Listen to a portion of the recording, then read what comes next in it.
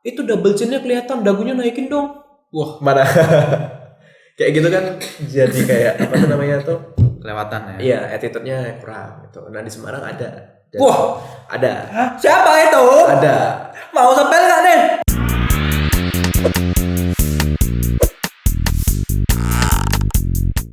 Oke Pan, balik lagi ke fotografernya kok. Kayak yang tadi ya, fotografer yang ya begitulah. Itu kan tadi yang ngerusak harga. Ada lagi nggak nih fotografer yang menurutmu ini udah kelewatan banget orangnya? Nah, kasih maksudnya Oke. kayak kelewatannya kayak gimana? Kamu ada nggak pengalaman fotografer yang bener-bener kelewatan banget sih menurutmu? Oke, fotografer bukan harus cuman bisa ngefoto. Fotografer harus punya cara bicara yang bagus sama klien. Oh gitu ya. Contoh.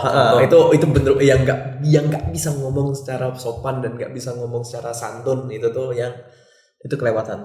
Contoh, kita kan harus pinter-pinter komunikasi sama klien, apalagi komunikasi sama apa tuh namanya tuh seseorang yang meng-hire kita, gitu. Nah, kita nggak bisa ngomong secara sopan itu. Contoh nih, Kak permisi, Kak permisi, dagunya sedikit diangkat yuk Kak, biar wajahnya kelihatan lebih presisi dan lebih bagus gitu. Lebih enak didengar dan lebih enak penyampaiannya dibandingkan, Kak itu double chinnya kelihatan, dagunya naikin dong. Wah, Mana? Kayak gitu kan jadi kayak apa tuh namanya tuh? kelewatan ya. Iya, attitude-nya kurang gitu. Nah, di Semarang ada. Dan Wah, ada. siapa itu? Ada. Mau sepel nggak nih? Ada first nama deh. Ada pokoknya ada. Itu udah dapat bocoran satu tuh, dan itu terkenal udah di blacklist sana sini sama teman-teman gitu. Iya. Jadi fotografer tuh nggak modal kamu bisa Modal wajah. main seni di fotografi, tapi tentang bagaimana kamu bisa berkomunikasi dengan baik. Attitude lah. Ya itu. Apalagi fotografer yang fotografer wedding sama pre-wedding. Kalau fotografer landscape atau animal bolehlah kamu miso-miso ya, karena emang kamu kan sama anjing gitu loh. Iya. Jing. Nah, itu salah satu. Tapi itu tentang komunikasi. Ada lagi apa yang mungkin kayak maybe ada kali fotografer yang sok-sokan yang kayak aku kemarin habis ngejob di sini. Ya, gitu. Ada nggak? Biasanya kalau misalnya fotografer yang koar-koar ya, kayak koar-koar, contoh lagi kayak aku kemarin habis prewedding nih di Bali gini. Kita tuh kayak yang udah senior tuh nanggepinnya kayak yang baru nyemplung gitu loh. Yang bener-bener dia seorang fotografer profesional dan dia bisa kita anggap sebagai guru dan orangnya baik, itu dia mungkin komunikasinya lebih bagus. Contoh, tanggal kemarin kan kebetulan saya dapat job nih di Bali, dan kalau misalnya teman-teman nanti dapat job juga di Bali, cobain lokasi ini deh, ini hasil fotonya, nanti aksesnya gini loh gini. Dia apa tuh namanya tuh, dia cerita jobnya gede, tapi dengan mengedukasi juga. Jadi otomatis kita tuh bukan ngerasa dia sombong, kita ngerasa kebantu. Oh, oke. Gitu loh. Oh, gitu ya. Berarti dia itu istilahnya nyeritain tapi malah kita ngerasa kebantu ya. Iya. Ya, tapi siapa tahu dia memang sengaja sombong. Nah, sengaja sombong ya ada. Palingnya kita tuh kayak ya, bagus mas gitu. Ya kita tetap berusaha untuk mensupport, walaupun kalau udah ngerasa nggak respect ya kita pun juga ada yang nggak respect sama sesama fotografer. Aku sering nih, aku dan beberapa teman ada nggak respect sama satu orang. Satu orang nih WhatsAppnya masih di sini, cuman hidden. Hidden nggak. Jadi hidden nggak. Soalnya gini. Hidden gem. Kita sesama freelance. Yang dia itu rame freelance-nya. Kita sama-sama rame nih. Dia itu selalu, maaf nih, nyocotnya gini. Mbok yo jak-jak itu ajak-ajakin freelance gitu. Padahal seseorang itu freelance-nya udah banyak dan kita nggak pernah juga tuh diajak atau nggak dilemparin freelance sama dia gitu. Tapi dia tuh nyocotnya tuh gitu terus tuh. Contoh kecil kayak gini nih. Wah, Mas Ivan jobnya banyak ya, mbok ya aku dikei job mas gitu. Padahal ya kita lihat updateannya dia tiap Sabtu Minggu tuh ngejob terus gitu, dibandingkan kita yang ada yang bolong-bolongnya kayak gitu. Sepertinya saya kenal. Ya sih. Gitu. Kalau aku ngelihatnya apa ya? Aku kadang mau ngatain juga aku takut itu jadi balik ke aku karena kadang aku mikir gini, aku tuh pengen bekerja yang terkesan nggak kejar target. Sebenarnya pengen kerja yang kayak gitu, tetapi ya kan kita nggak pernah tahu backstory-nya setiap orang kayak gimana ya gitu. Makanya sempet beberapa ya aku nemuin teman-temanku teman-temanku dulu yang model-modelannya kayak gitu. Teman-temanku di tahun berapa ya, 2019 itu kan waktu itu aku masih sering-sering yang event kan, masih sering-sering yang dokumentasi. Jajak itu ya kan sering kan. Mesti kowe jam terbang dulu nek iki eventmu nang Semarang, mbek Jagung, mbek iki, mbek kuwi, aku mbek dijaki. Iya toh. Nah, kan piye ya? Memang aku sebagai temennya merasa aku pengen deh ngajakin teman-temanku gitu loh. Cuma kok apa ya? Dia itu minta tapi minta secara tidak sah gitu loh. Kayak minta caranya tapi kok aku maksa. nggak suka gitu loh. Kayak ya kurang-kurangi lah pesanku lah ya buat kamu itu kurang-kurangi kayak gitu tuh nggak baik ya. Baik tuh tanya. Better kita gini. Kalau misalnya ketemu teman yang lebih banyak job atau enggak dia yang rame banget jobnya, kita better menawarkan diri, bukan meminta. Gini, dan alhamdulillah ya jobmu banyak wedding terus. Nah aku kebetulan kalau misalnya kamu butuh kru tambahan, insya Allah aku bisa kontak aku ya. Better mana? Kita menawarkan nih. Iya kan. Better gitulah. Aku lebih respect sama yang kayak gitu. Dan aku lebih respect sama temen yang kadang dia bilang dan mbok nah ono aku diciprati bareng toh, tapi dia itu juga bantu aku. Katakanlah aku butuh apa, dia kayak wis aku wae. Nah, gitu. Jadi itu lebih bagus daripada teman-temanku zaman dulu yang zaman 2020 2019 itu kayak aku mbok nganu ciprati jope, tapi mereka sering ngajak ngobrol aja nggak pernah. Jadi ngajak ngobrol langsung ada butuhnya aja.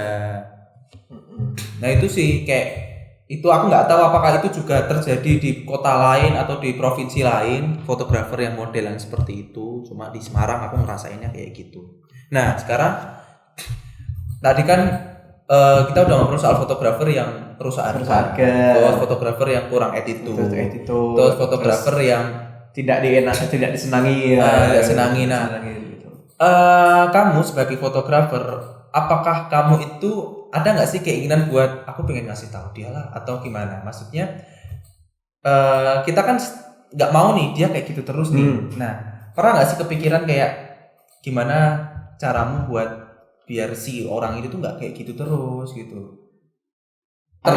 Terlepas dengan cara apa ya? Katakanlah ini terlepas dengan cara apa ya? Baik atau buruk ya? Baik atau buruk ya? Nah, yang baik dulu deh, yang baik. Yang baik dulu. Baik. Ada 3 sebenarnya kan. Ada 3. Kita ngomong baik-baik, kita ngomong baik, kita guyonin, sama kita langsung to the point. Oke. Nah, kita ngomong baik-baik itu gini. Apa tuh namanya tuh? Jajaim boan jope.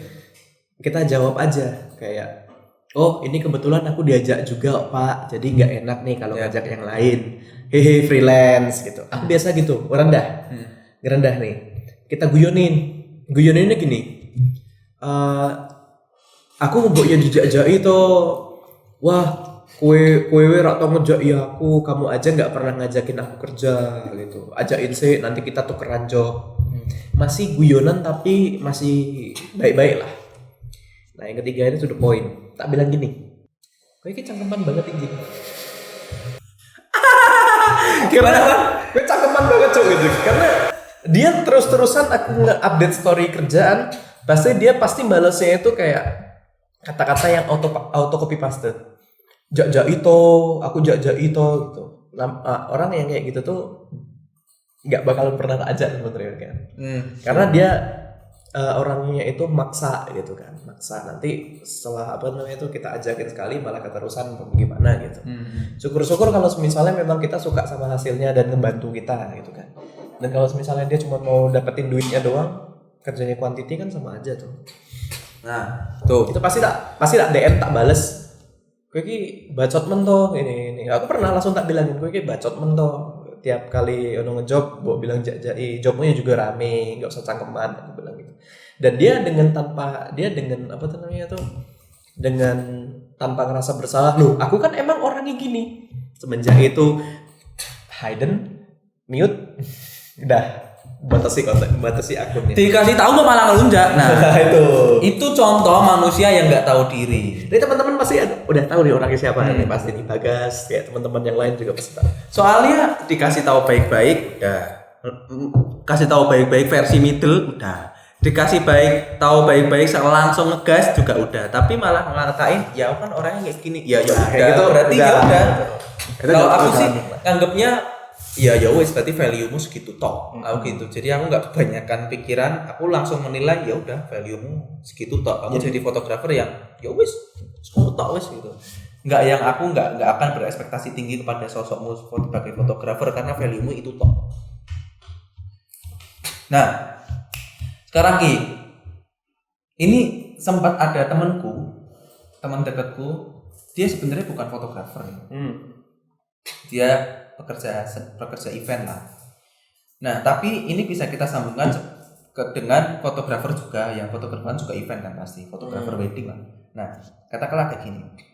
Aku sebagai fotografer wedding, ya kan.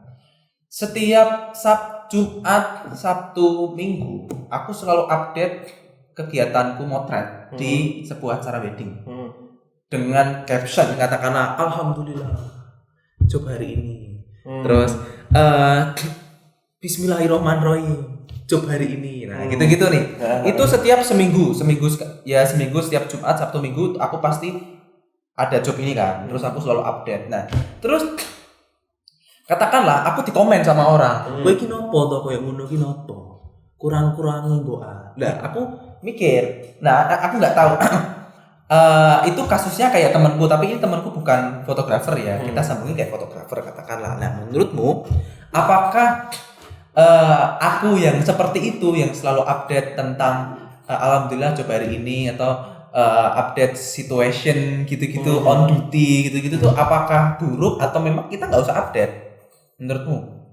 Menurutku itu tergantung sudut pandangnya yang komen ya. Oh, oke. Ya kan, kalau misalnya kita mau update apapun ya itu kan hak kita gitu loh. Bahkan kayak ciwi-ciwi kan setiap makan itu bukannya baca doa malah update dulu kan ya ada. Ya, banyak. Nah kalau misalnya kita kayak ngejob hari ini kayak kita mau ngefoto bismillah job hari ini gitu. Ya nggak apa-apa sebenarnya itu tuh kayak sebuah hal yang biasa untuk para pekerja kreatif. Oke. Nah yang disalahkan itu adalah sudut pandang dari yang komen negatif. Kalau komennya positif, waduh ngejob neng diki, apa venue-nya api ya mas ya, itu kan positif tuh. Wah ngejob di mana mas, sama siapa itu positif tuh. Wah upgrade gear nih, bagus mas. Nanti sesekali itu ya sharing gear ya, itu positif. Yang negatif itu ya kayak gitu tadi kayak yang mungkin norak sih nih. Nah, itu bisa jadi iri juga. Oh oke. Makanya temanku itu ketika dia cerita ke aku dia tuh minta arahan kayak minta nasihat gitu ke aku dan bla bla bla bla bla ini ada temanku kayak gini aku harus piye gitu. Aku cuma bilang cuma bilang kayak ya udah kamu nggak usah dengerin dia toh yang ngomong kayak gitu juga dia aja kan. Maksudku dengan adanya kita sering share, kita sering nunjukin tuh kan kita ngasih tahu ke orang-orang kan bahwa kita ini loh pekerjaanku, ini loh. Jadi orang-orang tuh makin tahu, makin trust, makin percaya sama apa yang kita kerjakan bahwa kita tuh mampu ngerjain itu kan. Gitu tuh. Nah, kamu ada nggak pesan-pesan buat fotografer yang di Semarang? Kayak mungkin unek-unekmu sama fotografer di Semarang ada nggak yang ingin kamu sampaikan?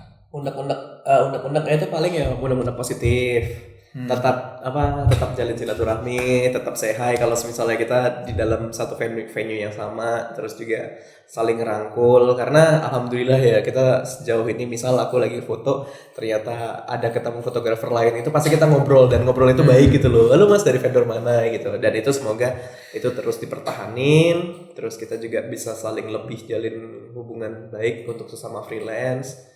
Kalau misalnya ada rezeki lebih kan bisa berbagi. Kalau misalnya ada temen yang sedang benar-benar membutuhkan, kita bisa berbagi. Kita bisa ngasih lah ibaratnya gitu. Itu sih nggak ada komentar negatif sih karena alhamdulillah fotografer Semarang ya positif semua. Yang rusak pagar dan negatif juga di bawah kasar dan ya nggak bener-bener dilirik gitu loh. Jadi ya nggak usah dikhawatirin lah, nggak usah apa itu. Alhamdulillah sih di Semarang nggak ada yang jatuh-jatuhan, nggak ada yang sikut-sikutan, nggak ada. Nggak tahu salah 3. Oke, nggak ada yang sikut-sikutan. Ya, aku sih sebenarnya juga pribadi belum pernah dengar fotografer sikut-sikutan ya. Belum pernah ada ya? Ada mungkin kita nggak tahu. Oh, oke. Ya kan? Ada mungkin kita nggak tahu. Nah, cuma memang fotografer itu ada satu klienku yang memang aku tuh ngakuin bahwa aku dulu emang sempet jadi fotografer, tapi terus aku nggak nekunin lagi kan. Aku pindah ke video, ya kan? Video lama gitu kan. Terus yo nggak tetap sometime masih ambil job video, tapi bukan yang aku merasa pengen upgrade teknik videoku gitu loh, ya kan? Nah, karena saat ini kan aku lebih ke ya udahlah, aku tuh lebih ke ngeplan, lebih ke cari klien gitu-gitu. Aku pengen yang produksi ya teman-temanku sendiri aja. Aku lebih kayak gitu sekarang. Nah, tapi ada beberapa klienku tuh yang memang dia masih pengen aku jadi yang foto atau videografer ya, padahal aku udah bilang ojo aku timku wae gitu. Ora apa-apa kowe njalukmu piro kowe wae. Nah, aku tuh heran sebenarnya kenapa kok mereka kok pengennya aku ya. Nah, setelah aku cari tahu, karena memang mereka udah cocok sama hasilku. Kayak nggak tahu ya, aku tuh kalau sama Mahdan itu kayak cocok aja, kayak aku tuh suka karakter editingnya dia, karakternya dia ngambil video itu aku suka. Padahal kenalan dia tuh juga banyak banget fotografer, banyak banget videografer. Kayak dia tuh udah Mahdan minta berapa, minta katakanlah Mbak aku minta segini, Mas aku minta segini, yang biasanya nominalnya tuh tinggi. Mereka tuh kayak oke gitu, enggak yang nego-nego gitu. Nah, jadi kan kayak menurutku kalau pesan dari aku buat fotografer Semarang sih itu sih tentang karakter sih. Kalau kalian udah punya karakter, ya udah karakter itu dipertahanin. Yeah. Jangan kalian ngelihat referensi baru terus berubah. Maksudku ya sebenarnya berubah itu bagus. Semua orang juga akan berubah kan gitu kan. Yeah. Tapi jangan pernah menghilangkan ciri khas. Nah, jangan merubah ciri khas, dan katakanlah kamu merubah karakter videomu atau karakter fotomu tuh dengan waktu yang deket gitu loh. Misal bulan ini kamu gayanya kayak gini nih, bulan depan kamu udah beda lagi kayaknya. Orang tuh jadi sulit kenalin karaktermu tuh kayak gimana. Bahkan aku aja sekarang ya karena aku udah nggak pengen menekuni videografi yang baik-baik, yang bener-bener menekuni lagi, makanya aku kayak ya udah, aku bisa aku kan kayak gini, karakter kayak gini, aku nggak ada keinginan buat berubah karakter lagi. Nah, dari situ banyak orang yang kayak akhirnya udahlah sama Mahdan aja, aku udah cocok sama karakternya gitu sih. Nah, mungkin ini dulu kali ya buat yang episode ini ya. Nanti kita bakal bahas lagi. Oke, bye. Bye-bye Tias.